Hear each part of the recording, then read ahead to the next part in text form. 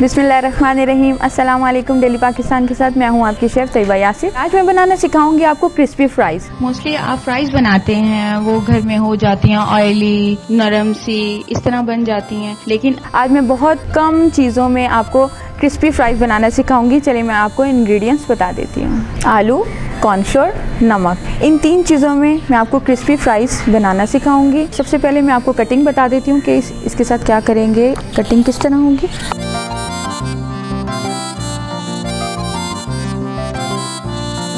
इतने मोटे आपने आलू ले लेने हैं, ठीक है, कटिंग करके। ये देखें, इस तरह हम आलू रखेंगे। बॉल में आलू कटिंग कर चुकी हूँ। और आपने सबसे पहले एक चीज़ का ख्याल रखना है कि आलू को बहुत अच्छी तरह से धोना है। 3 बार इसको अच्छी तरह धो लें। जब बबल्स पानी में आना ख़त्म हो जाएं तो आप समझ लें कि पानी में बहुत अच्छा वॉश हो चुके हैं।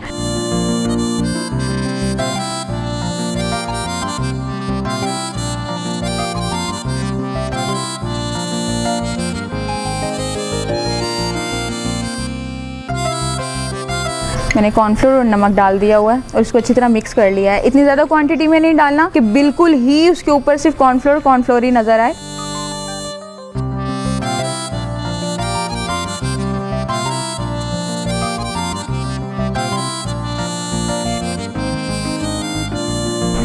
जी नाजरीन, बड़े और बच्चों के फेवरेट क्रिस्पी फ्राइज़ रेडी हैं। घर पे इसको ज़रूर तैयार कीजिएगा। बहुत ही आसान रेसिपी है। अपनी शेफ़ तैयबा यासिर को इजाज़त दीजिए। अपनी दुआ में याद रखें। अल्लाह हाफ़िज़।